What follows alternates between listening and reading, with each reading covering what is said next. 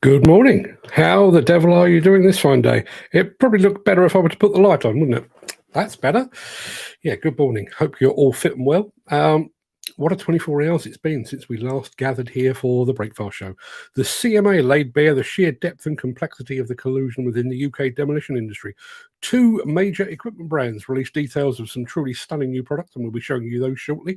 And yesterday afternoon, I recorded an interview with the widow of one of the men killed in a demolition accident at the former Tees Works site up in Redcar back in 2019. We're going to be making that one available to coincide with Workers' Memorial Day on Friday, and it really will, I think, make you stop and think. I'm looking forward to bringing you all of that in due course. In addition, I've now finalised my travel plans for next week. I'll keep you posted on the quality of the broadband in Verona just as soon as I get there, because that's going to dictate whether I'm able to broadcast live from the Samotra exhibition or not. But I remain hopeful. I have assurances, but we need to get there and find out. Now, without further ado, I'm going to roll the intro and get this show on the road. But don't forget, leave me something in the chat if you're going to do so. Please make it your pet peeve. I've pre-recorded my pet peeve for today for reasons that will become obvious. But if you've got anything that is really grinding your gears at the moment, please let us know in the chat. Till then, this.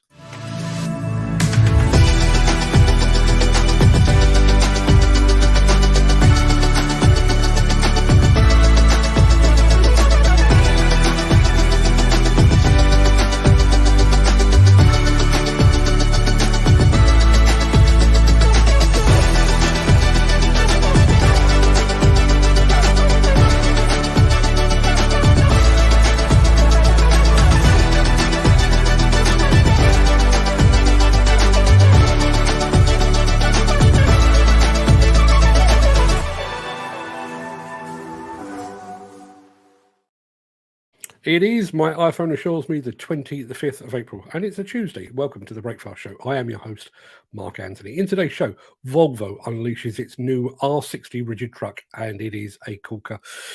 Bell enters the grader race, and we're back at ConExpo with Bomag. Plus, why the Confederation of British Industry and the National Federation of Demolition Contractors are so similar, yet so very different. And we're going to get to all of that in just a second. But first, let us crawl back through the mists of time to see what was happening on this day in history.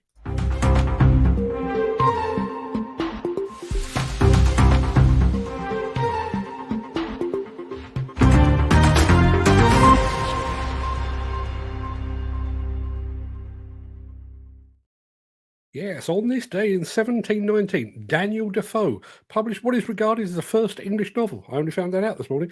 Published the first English novel, Robinson Crusoe. Anybody remember watching that on the school holidays? Dubbed? Terrible? But yes, okay. 1945, Soviet forces completed the encirclement of Berlin, cutting off all access points west of the German capital and basically heading us towards the end of the Second World War. In 1953, on this very day, the DNA double helix was published for the first time. In 1954, the first solar battery was unveiled. It had an efficiency level of about 6%. Makes you wonder why they bothered. In 1993, Boris Yeltsin was elected as president of the Russian Federation, and exactly 14 years later, Yeltsin's funeral was sanctioned by the Russian Orthodox Church. And in 2019, on this very day, Joe Biden announced his intention to run for president.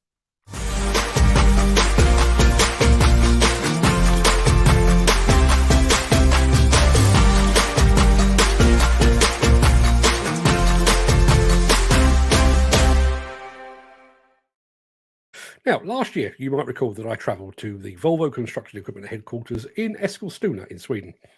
Great trip, really was. Met some great people, enjoyed some fantastic food, and I saw, not surprisingly, some superb equipment. One of the real highlights was taking a spin in the Volvo R100 rigid truck, a machine that kind of bridges the gap between Volvo's biggest ADTs and the beginning of the traditional rigid dump truck sector.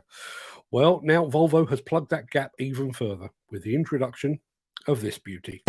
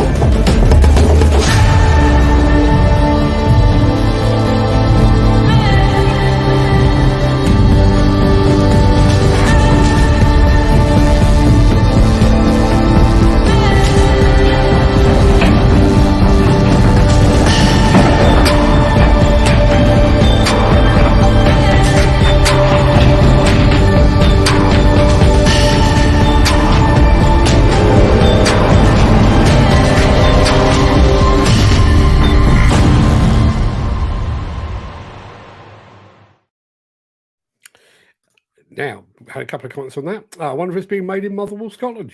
Who knows? Steve Williamson said, love to have a go on some of those big boys, especially Volvo. Love that video tune as well. Yeah, absolutely. And Peter McKenna's just joined us. Good morning to our friend Sick Note, who hopefully is going to be off the sick note fairly soon. I'm looking forward to seeing that R60 at some point in the very near future. Will it be at the ConExpo show later this year? We shall see. If it is, I might just make the journey just to go and see that. Now this.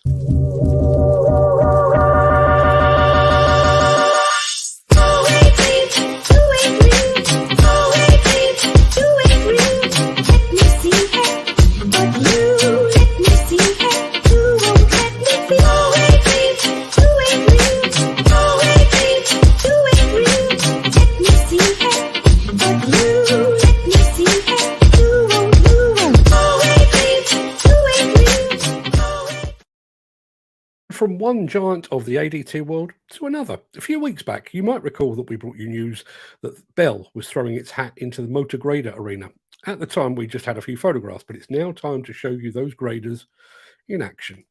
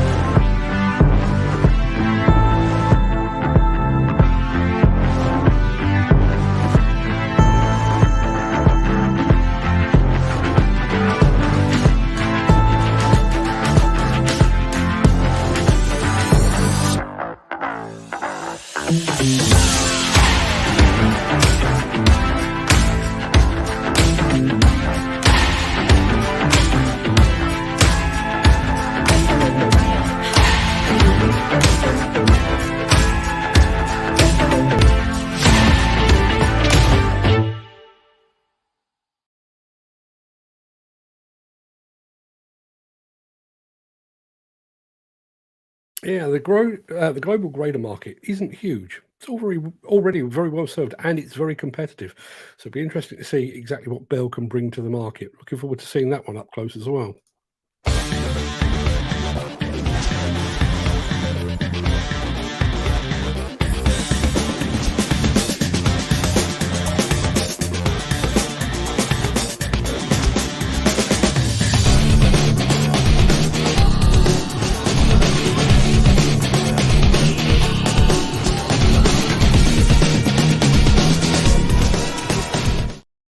My gripe of the day today is a bit different, and I've actually taken the time and the trouble to pre-record it for reasons that hopefully will become obvious when I do play it. But before we get to that, we're going to head back to the Las Vegas Convention Center, and we're going to do so in the company of compaction equipment giant Bomag.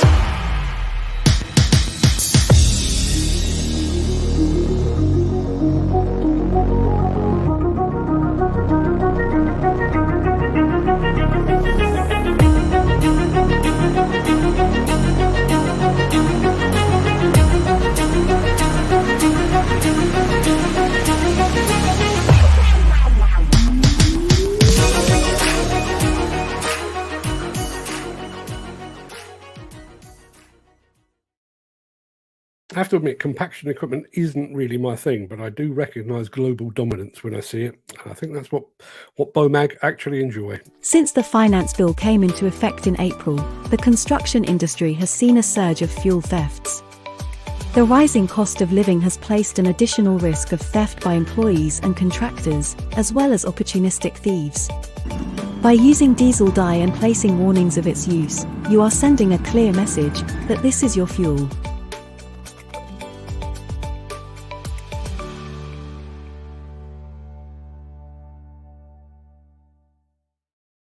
And we have just one more quick musical interlude before we get to that gripe I mentioned earlier. And where else would you go for a musical interlude than a landfill site?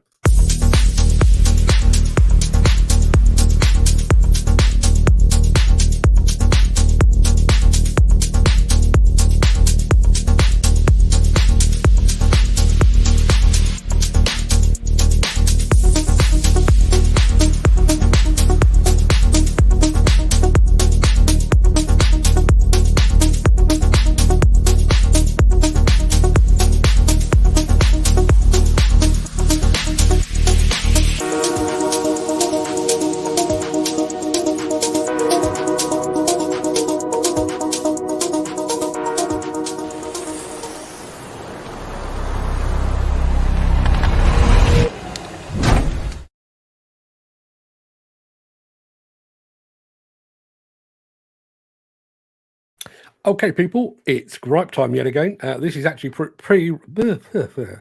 this one is actually pre-recorded, and I only just got it finished in time for today's show. So while I'm playing this, I'm going to put it up on the screen, and I'll play it for you in just a second.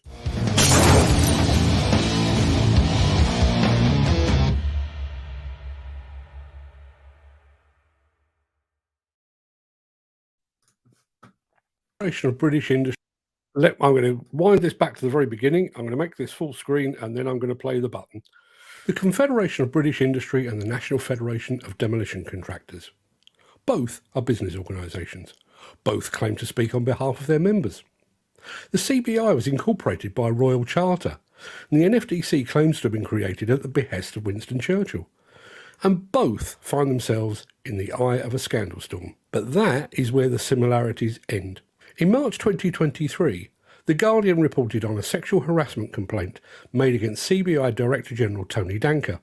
The CBI started an independent investigation, and Danker was replaced as the head of the CBI. Also in March, the Competition and Markets Authority handed down almost £60 million worth of fines against 10 UK demolition contractors, each of them members of the National Federation of Demolition Contractors, over bid rigging, price fixing and collusion activities. The makeup of the NFDC's board remained unaltered. On the 3rd of April 2023, The Guardian published a report with more than a dozen current and recent female employees of CBI alleging to have been victims of sexual misconduct. The CBI expanded its investigation to include the new allegations and cancelled all future events, including its annual dinner. In June 2022, the CMA named the 10 companies under investigation. The NFDC pressed ahead with its planned annual convention in Monte Carlo. It also proceeded with its annual general meeting just 24 hours after the scale of the fines was made public. On the 21st of April 2023, The Guardian reported that a second woman said she was raped by CBI colleagues. On the same day, a number of major UK companies terminated their memberships with the CBI, including Aviva, Phoenix Group, John Lewis, MasterCard, Virgin Media O2, Zurich Insurance Group, Ernst & Young, NatWest and BMW. On the 24th of April, the CMA published an update that detailed the complexity and depth of the collusion among the 10 NFDC members. No NFDC members have had their memberships revoked, and none have quit in response to the CMA findings. In light of the allegations made against it, the CBI suspended all activities until June this year. Both the government and the Labour Party have severed ties with the CBI. Despite the findings of the CMA investigation, the NFDC has presumably retained its links with organisations including the CITB, Construction Leadership Council and Build UK. The Confederation of British Industry has admitted it failed to filter out culturally toxic people from its ranks. The future of the organisation now hangs in the balance, and the incumbent president says he doesn't know if members would be able to consider trusting it again. The NFDC, meanwhile, soldiers on regardless. The CBI has sacked its head and ceased activities for 2 months. It's seen an exodus of its members, and it's been cast adrift by the government. All of that came about because of allegations. Unquestionably, they are very serious allegations, very, very serious indeed. But at the time of recording, they are just that, allegations. Meanwhile, the nefarious activities of the 10 NFDC members are proven. Fines have been levied, directors have been banned. And yet, having had the evidence laid before the watching world, having seen the industry's reputation dragged through the mud, the NFDC has done nothing. No members have been removed, no heads have rolled, no swords have been fallen upon, and no sanctions have been made. The Confederation of British Industry and the National Federation of Demolition Contractors.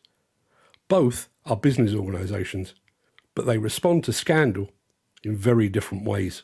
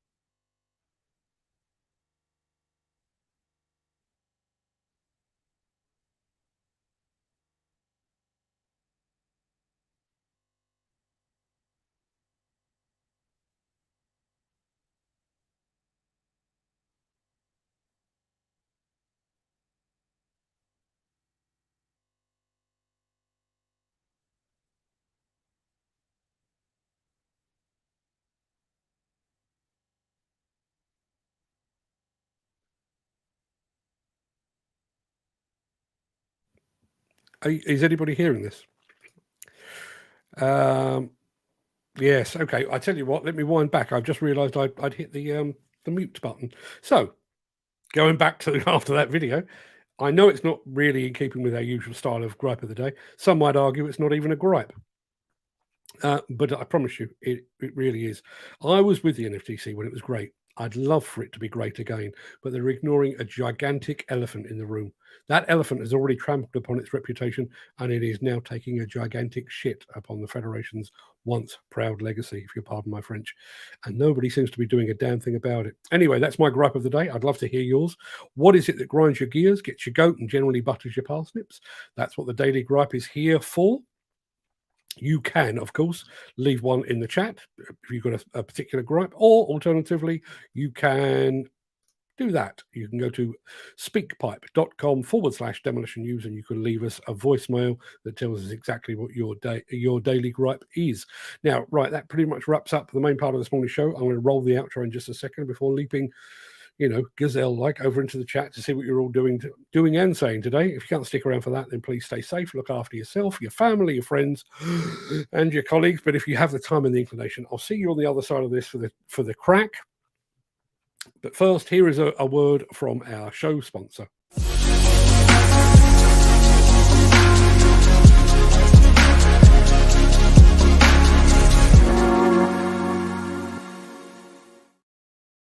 Now, I'm going to try something again. Now, let me just see if I can find the damn thing. Yes, that should be it. Let me just throw that up on the screen. And if I go to this layout, that should... it is. It's working at long last. Right, okay. Before we go any further, let me get some music in the background. What are we fancying today? I reckon a bit of this one. That seems wholly appropriate for today. How are we all doing today? I'm going to go back to the beginning of the chat because we had Jim Turner was off the mark like a whippet this morning. I don't know why whippets, but he was very, very quick off the mark. Good morning to you, Jim. Hope you're fitting well. Hope you enjoyed the Caterpillar Waste musical interlude. I chose the music specifically for you. Gary Muirhead is in the house. Gary Muirhead, who provided the sign that is behind my head that you can't actually see at the moment. You'll be able to see it in a second. Also, something like that. My Cat's Deli t-shirt. And I'm sat here right now, despite the fact that it is only 10:30 in the morning, Really hankering for a Reuben sandwich. If anybody is local and they have a Reuben sandwich about their person, please drop by. Love to see you.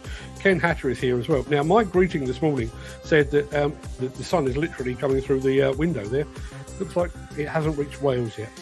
Maybe it's on its way. Maybe it will land in time for tomorrow's plant extravaganza, the Welsh Construction Show, which our friend Ken is going to. Let's have a look. Not too bad up here too. Good to hear. Good to hear it, Jim. Thank you very much indeed for that. Jack Spicer is in the house. Morning, Jack. Thank you very much indeed for joining. The mighty Nick Drew, the Digger Man blogger himself, is in the house. Morning, Nick. Hope you're fitting well. Plant Works is drawing inexorably closer, Nick. Hope you're prepped. Hope you're in training. Hope you've got the right boots for it and you're rearing to go. Mick is here as well. Morning, Mick Saunders. Thank you very much indeed for pitching up for whatever the hell this thing is. Mick Norton's in the house as well. Morning, Mick. I think Mick has raised a good point about ADTs and rigid trucks. We'll come to that in a second. There we are. There's Gary Muirhead. I wonder if that R60 being made in Motherwell in Scotland. Good question, to which I don't have an answer, but I shall ask the question of those fine folks at Volvo and see if they can come up with an answer. Steve Williamson, have to have a go on some of those big boys, big toys rather, especially Volvo. Love that video. Tune, yeah. I wasn't just saying that for the sake of the script. When I was up in Eskilstuna, I got to drive some big excavators, some little excavators, electric machines, and all sorts. But the absolute highlight was taking that R100 for a spin through the Swedish forests. That's a good afternoon well spent, trust me, and I'd love to have a go on the R60.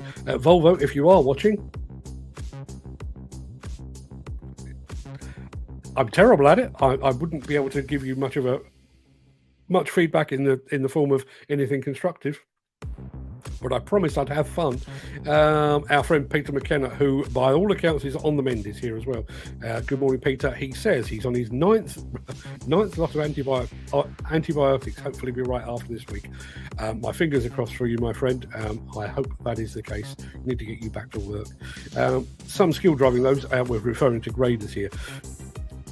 Whenever I watch a grader in action, it always looks like they're doing that drifting thing, that cars do, that they kind of operate at a weird angle. Wouldn't even know where to begin with a grader. Never been behind the levers, never likely to. Now, here's Mick Norton's point. The Volvo R60 looks impressive. Rigid versus articulated is an area of selection that users still struggle to get right. You're absolutely right, and I've never quite figured out exactly what the driver is for that. You have some quarries, for example, that operate quite happily with an ADT. You have some quarries that operate very, very nicely with a rigid truck. What is the differentiator? Is it gradient? Is it weather? Is it ground conditions? If anybody's got any clues on that, please let me know. Gary Muirhead says, Hydromec make a really nice grader. Yes, they certainly do. And it looks fab in white, as do most things. Fantastic tool with the right driver, says Ken Hatchie. You're absolutely right. The efficiency of those graders have... Hence the reason why there's hardly any in the UK. Work harder, not smarter, is the UK goal. Yeah, used to see a lot of them. Back in the day when I used to report on scrapers and stuff, used to see graders about the place. I wouldn't say they were all over the place, but there was plenty of them about. Now, a bit of haul road maintenance in the occasional quarry or the occasional mine that I visit. Don't really see too many other than that. Kerry Jones has just joined us and says, morning all. The paintwork on that road planer, I didn't even notice. I'm going to go back and watch that. That was the Bomag machine, I'm assuming. With electronic system controls being all the rage, what if you can't afford to pay for extra training to use them? Are we thrown out to pasture? It's a good question. I'm fairly sure Mick Norton would have a very sensible answer on that. I think the issue we have at the moment is the fact that we are kind of betwixt and between. And Steve Williamson will be able to tell you about this. There are some, like Steve, who believe in as many machine control systems as is sensible to throw at it to make you as efficient, as he said earlier, work smarter, not harder. I think he is a believer in that, and you've got the others, generally old school, who don't believe in any of that. That old school will gradually die out. It will retire and it will move on, at which point the electronic systems that we're talking about now, rather than being considered a luxury, will become the norm. I was on an open day with the fine folks at Leica Geosystems at back end of last year, and talking to a bunch of apprentices there, and they have never known anything different. That a site that's laid out by sticks and bits of string and plans drawn up on bits of paper, it's like asking them to communicate via carrier pigeon. It's a complete anathema to them. So it will come. The problem we've got at the moment, as Peter has rightly said there, is we're currently betwixt and between. But that betwixt and between is drawing to a close. Dan Cullen's in the house. Morning, Dan. Thank you very much indeed for joining us. And as Peter McKenna says, better late than never. My apologies for the sound thing. I've got, as you know, I've got the new mic.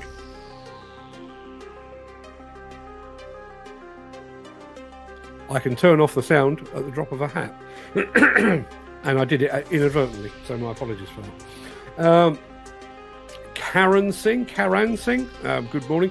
Don't know what you're saying there, because I'm not even sure what language that is. But thank you so much for joining us. Let us know, if you can in English, whereabouts in the world you're watching from, over on YouTube. Love to hear from you.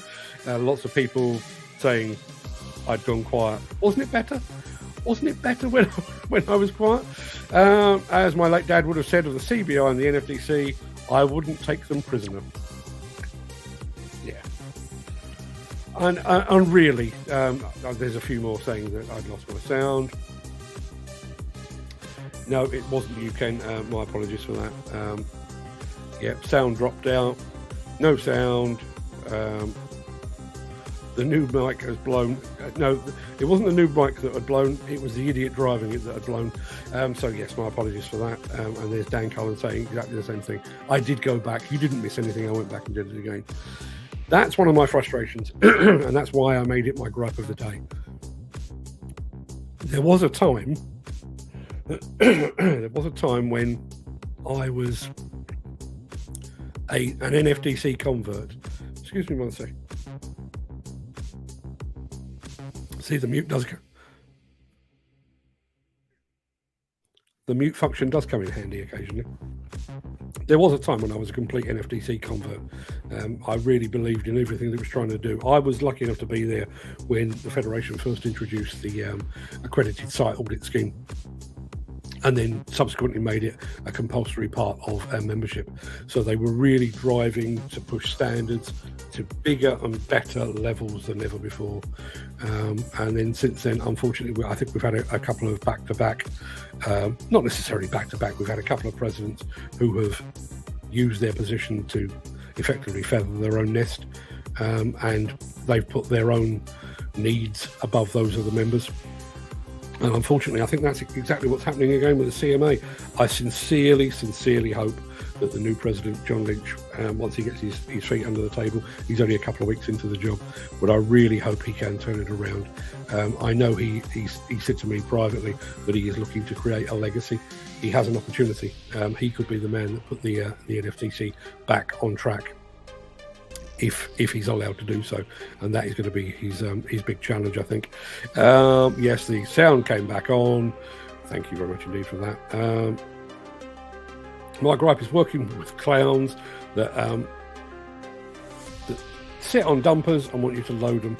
Yes, I'm fairly sure that is a pretty common one. No change there then. How is everyone doing on this blue sky day? Yeah, it's fab here. Wouldn't say it was particularly warm, but it's most certainly sunny. 75% today. Hopefully for a return. Feeling hopeful for a return to work. Good luck to you, sir.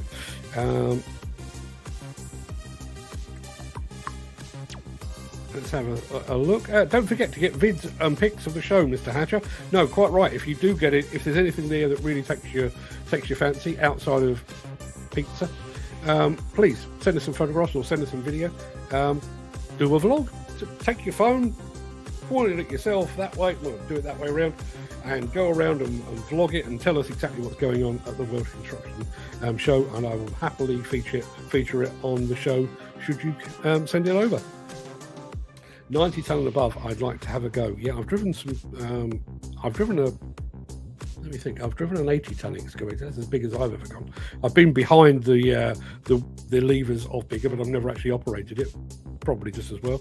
But yes, the bigger the better. I've been for a spin in a 777 as well. That was good fun.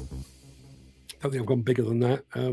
Anybody top that? ADTs are more suited to uneven and soft ground, whereas rigid trucks are better for whole roads and carry greater capacity. Indeed, they do. Question for the engine-minded people on here: What is your opinion? What, in your opinion, is better, Volvo or MAN? Anybody got any thoughts on that? Mark, the greater drift you refer to is when the rear tandems are offset to provide maximum forward power behind the mouldboard and the front wheels out of the alignment. I kind of knew that. It just looks weird. But it looks cool too. Volvo, Michael, even Scania engines are better than MAN. Okay. Let's have a look. I know you're paying, Dan. Yeah, the gripe of the day. I think we can largely tick off forever. The gripe of the day for most people is those that they work with. Let's get a bit more creative, people. Let's come up with something that really, really grinds your gears. The reason for my comment about GPS, I'm looking to go back to work, but not worked since October last year, and most jobs now are GPS. Can't afford the extra training, so what are my options? It's a good question. It's a good question. I guess your option is to find yourself a forward-thinking employer. Get your feet under the table with non-GPS work, and then suggest that they fund you to go and do your GPS training so that you will be more efficient to their benefit. I guess that's the answer. Thanks. I have two Penta 715 horsepower in my boat, looking to change them. Only reason I asked. Yes, we're talking marine engines. Two engines of 715 horsepower. I bet that doesn't hang about. Still loads of crowds using traditional setting out paper. Yeah, there are, but you know, it will die out. It will die out. As an example, and this has happened kind of without me even. I don't remember ever actually sitting down and making a conscious decision. But the last two houses I've lived in, I've not had a landline. Myself, my wife, all of my children, and anybody else that tends to stay here all have mobile phones. And at some point along the line, we just lost landlines. I have a landline number, but there's no phones plugged into it. I couldn't tell you what it is. And that just happened while nobody was looking. I think the same thing will happen with electronics in machines. We'll wake up one day and think, blimey, it's a while since I used a machine that had no electronic gizmos on it. And that will be it. That will be game over, I would suggest. Just not much up here in northwest England. No, I can believe that. Let's have a look. Oh, come on. Biggest machine I've been in was a Demag 241 space shovel when I was a kid. The old fella was on one for years on the open cast. Yeah, that's a proper tool. Kind of miss the Demag brand as well.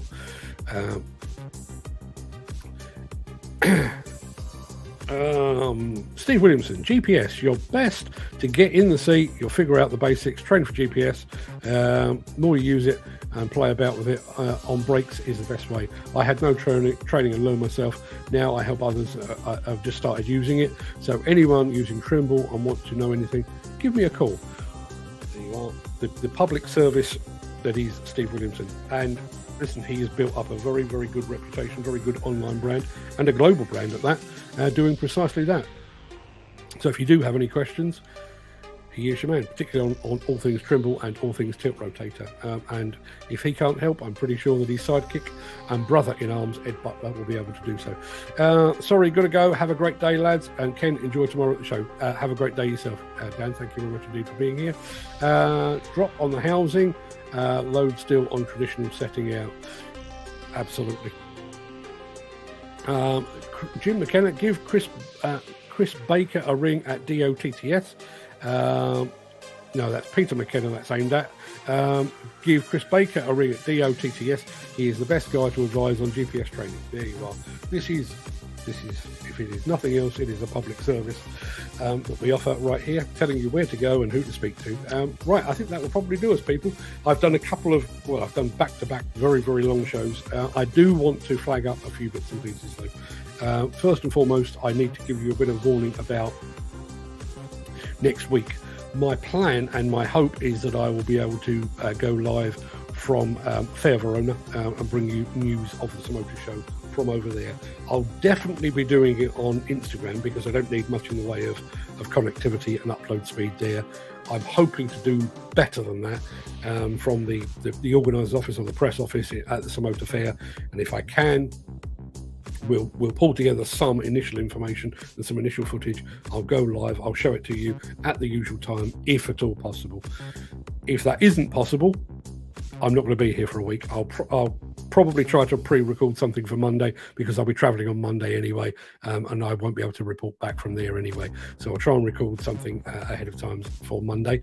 The other one that I wanted to remind you of, and very poignant this one, I spoke to a really lovely lady yesterday, a lady called Anne Mackay, whose husband John was killed in the accident that happened at the Teesworks site back in 2019 on, let me think, it was the 19th of the 9th, 2019. I won't give the game away, but how's this for making you stop and take note? On Friday this week, it is Workers' Memorial Day, where we stop to remember those, not just in construction, but those that have been killed in the line of work. That day is also Anne Mackay's wedding anniversary. And rather than celebrating it with her husband, which is what was supposed to happen, she will be at a Workers' Memorial event in Scotland, where she lives. If that doesn't hit it home. So yeah, that one we're going to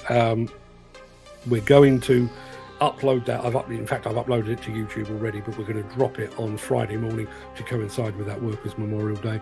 It will also be available in audio form as well.